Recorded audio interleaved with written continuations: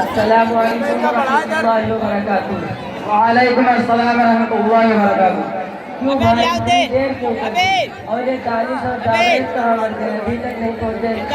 ارے بھائی بگڑ کیوں رہے ہو؟ ٹی وی پر بہت اچھا ناٹک آ رہا تھا، وہ دیکھنے بیٹھ گئے اس لیے دیر ہو گئی۔ لیکن یہ دانش اور جاوید کہاں مر گئے؟ ابھی تک نہیں آئے۔ لیجیے، تم نے پکارا اور ہم چلے آئے، آپ نے ہمیں یاد کیا اور ہم حاضر ہو گئے۔ اوہو، آپ اب آ رہے ہو اور کہتے ہو تم نے ہمیں یاد کیا اور ہم آ گئے۔ ارے میاں، پورے پون گھنٹے سے کھڑا انتظار کر رہا ہوں۔ پتہ ہے ہماری تاکید میں ٹیم کا وقت 6:30 بجے ہے اور 6:30 تو یہی بج گئے۔ ارے یار، اتنا غصہ ہونے کی کیا بات ہے؟ تم کو تو پتا ہے کہ درگاہ پر ایوس لگا ہوا ہے اور وہاں پر رات قوالی کا بہت اچھا پروگرام تھا، اس لیے رات وہیں رہا اور صبح جو سویا تو ابھی سو کر اٹھا ہوں۔ پھر خیال آئے کہ وعدے کے مطابق فلم دیکھنے جانا ہے، پھر جلدی سے منہ دھونا اور بھاگتا ہوا آپ پہنچا۔ اب دیر مت کرو، جلدی کرو۔ ایک بات بتاؤ یار، فلم سے بہتر ایک دوسری جگہ چلیں، بہت مزہ آئے گا۔ لیکن وہ دوسری جگہ کہاں ہے؟ وہ لکڑیا پور کا چوک ہے نا، وہاں ہر روز رات خوب جوا چلتا ہے۔ میری مانو تو آج وہیں چلو، بہت مزہ آئے گا۔ ہاں وہیں چلو۔ چلو پھر دیر مت کرو۔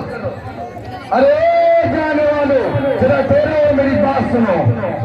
ارے اب کیا ہے، ہمیں تو پہلے ہی دیر ہو چکی ہے، اب بیچ میں تم بھی ٹوک پڑے۔ چلو تم بھی ہمارے ساتھ چلو۔ نہیں نہیں، مجھے تمہارے ساتھ نہیں جانا ہے، بس تم سب میری بات سنو۔ ہاں بھائی تم ٹھہرے مولانا آدمی، تم ہمارے ساتھ کیوں جاؤ گے؟ اچھا یہ سب چھوڑو، میں بہت دیر سے تم سب کی باتیں سن رہا تھا، اسی لیے تم سب سے دو باتیں کرنی ہے۔ اچھا تو جلدی کیجئے، کیا کہنا چاہتے ہیں؟ اچھا، ہم مسلمان ہیں اور جوئے کی مجلس میں جا رہے ہیں، کیا مسلمان کے لیے جوئے کی مجلس میں جانا، جوا کھیلنا جائز ہے؟ کیا ہمارا مذہب اسلام اس کی اجازت دیتا ہے؟ ارے مولانا صاحب، اس میں حرج کیا ہے؟ جوا تو ایک قسمت آزمائی ہے اور ایک کھیل ہے، ایک تفریح کا مشغلہ ہے۔ ارے مسٹر، یہ سوچ آپ کی بالکل غلط ہے کہ جوا، سٹا، لاٹری اور اسی قسم کے ہر کھیل کو اسلام نے حرام قرار دیا گیا ہے، اور اس سے حاصل ہونے والی آمدنی کو بھی اسلام نے حرام قرار دیا گیا ہے۔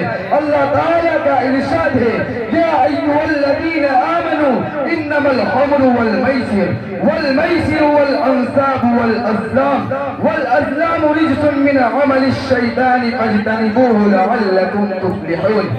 اس آیت کریمہ میں شراب، جوا، بت اور جوئے کے تیر، ان چاروں کو رجس قرار دیا گیا ہے، یعنی ایسی گندی چیز قرار دی گئی ہے جسے انسان کی طبیعت کو گھن اور نفرت پیدا ہو، اور اگر انسان کے پاس عقل سلیم ہو تو وہ خود ان گھنونی چیزوں سے بچے گا۔ اور اللہ تعالیٰ نے کہا ہے کہ جب یہ چیزیں گندی ہیں تو تم ان سے بچو، اور آخر میں فرمایا لعلکم تفلحون، جس میں بتلا دیا گیا ہے دنیا اور آخرت کی کامیابی اسی پر موقوف ہے۔ اسی لیے میرے محترم، مسلمان ہونے کی اہمیت سے ہمارے لیے ضروری ہے کہ ہم ان شیطانی اور گندے کاموں سے بچیں اور ان کے قریب بھی نہ جائیں۔ اب آئی آپ لوگوں کے عقل کے چوکٹ میں یا اور کچھ سمجھاؤں۔ اچھا، ہم مسلمان ہیں اور مسلمان کے گھر میں پیدا ہوئے، تو عبد الجبار میاں ذرا بتا دیجئے کہ غسل میں کتنے فرض ہیں؟ ارے مولانا صاحب، سیدھی بات ہے، غسل میں 4 فرض ہیں۔ نمبر 1 تولیہ کا ہونا، نمبر 2 صابن اور صابن دانی کا ہونا، نمبر 3 غسل خانے میں بالٹی کا ہونا، نمبر 4 اور نہانے کے بعد سر میں تیل لگانا۔ لا حول ولا قوت الا باللہ، کتنی افسوس و شرم کی بات ہے کہ آپ پیدائشی مسلمان ہیں اور آپ کو پاک ہونے کا طریقہ معلوم نہیں۔ اے دانش میاں، ذرا بتا دیجئے کہ اسلام کے کتنے ارکان ہیں؟ ارے مولانا صاحب، اسلام کے 5 ارکان ہیں۔ نمبر 1 گوشت کھانا، نمبر 2 عرس بنانا، نمبر 3 صبح کو اپنے اپنے گھروں میں قوالی بجانا، نمبر 4 رمضان کی عید پر نئے کپڑے پہننا، نمبر 5 نئے کپڑے پہن کر عیدگاہ جانا۔ استغفر اللہ، واہ دانش میاں، اتنی سی مسلمانی اور اس میں بھی اناکانی، اتنی افسوس و شرم کی بات ہے کہ ہم مسلمان ہیں اور ہمیں اپنے دین کی موٹی موٹی چیزیں معلوم نہیں۔ ارے میاں، اس وقت کا تصور کیجئے جب قیامت کا دن ہوگا، زمین کانے کی ہوگی، سورج سوانے زمانے سے آ جائے گا، اس وقت کا عالم کیا ہوگا؟ ایسے قدیم وقت میں جوا، سٹا، لاٹری اور فلم کام آئے گی، کیا یہ اللہ تعالیٰ کے عذاب سے نجات دلائیں گی؟ نہیں ہرگز نہیں۔ اچھا دیکھو میرے پیارے دوستوں، ایسے قدیم وقت میں نماز کام آئے گی، قرآن کریم کی تلاوت کام آئے گی، روزہ کام آئے گا، اور اگر انسان دنیا سے ایسے ہی چلا گیا تو اللہ تعالیٰ کی عدالت میں کیا جواب دے گا؟ ارے میاں، اللہ تعالیٰ سب سے پہلے یہ سوال کرے گا کہ تم نے کتنی نمازیں پڑھی ہیں؟ ہم نے 5 وقت کی نمازیں فرض کی تھی، وہ ادا کی یا نہیں؟ یہ کتنی غلط بات ہے کہ جسم اللہ نے دیا، آنکھ اللہ نے دی، زبان اللہ نے دی، ہاتھ پیر اللہ نے دیا، کھانے پینے کو وہ دیتا ہے، اور پھر بھی ہم اس کی نافرمانی کرتے ہیں، اس کے حکم کے خلاف ورزی کرتے ہیں۔ یہ کہاں کا انصاف ہے؟ کیا یہی انصاف ہے کہ سب کچھ وہ دے اور حکم دوسرے کا مانے؟ ارے نہیں مولانا صاحب، یہ تو کھلی بغاوت ہے کہ سب کچھ ہو دے اور پھر بھی ہم اس کی عبادت نہ کریں۔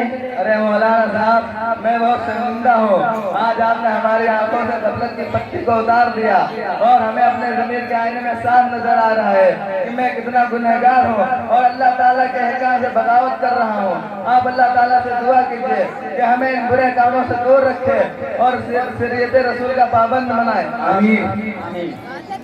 مولانا صاحب، میں بھی آپ سے وعدہ کرتا ہوں کہ آج کے بعد ایسے گندے اور شیطانی کاموں میں کبھی نہیں جاؤں گا۔ اچھا ہوا میرے ابو کو پتہ نہیں چلا، ورنہ وہ پٹائی کرتا۔ اچھا دیکھو، تم تینوں بہت اچھے بچے ہو، بڑوں کی بات مانتے ہو اور ہمیشہ بڑوں کی بات ماننے میں ہی فائدہ ہے۔ اور سنو، عید کے بعد مدرسہ کھل جائے گا، تم سب پابندی کے ساتھ مدرسہ جاؤ گے، قرآن سیکھو گے، دین کی ضروری باتیں سیکھو گے کہ مسلمان کے لیے حرام کیا ہے اور حلال کیا ہے۔ صحابہ کرام رضی اللہ تعالی عنہ کی زندگی کو پڑھو یا سنو کہ انہوں نے دین حاصل کرنے میں کتنی قربانیاں دی ہیں۔ انہوں نے اپنے دین کی خاطر اپنے گھروں کو چھوڑ دیا، اپنے وطن کو چھوڑ دیا، یہاں تک کہ اپنی جان عزیز کو اللہ تعالیٰ کی راہ میں قربان کر دیا، اور یہ کہہ دیا کہ جان دے دی، جان دے دی، دی ہوئی اس کی تھی۔ ارے حق تو یہ ہے کہ حق ادا نہ ہوا۔ اچھا آپ لوگ وعدہ کریں عید کے بعد مدرسہ جائیں۔ اللہ آپ سے وعدہ کرتے ہیں کہ دین کی ضروری باتیں سنیں گے، مدرسہ ضرور جائیں گے۔ اچھا میں اب بہت بہت شکریہ۔ ماشاء اللہ، بہت خوبصورت مکالمہ پیش کر رہے تھے۔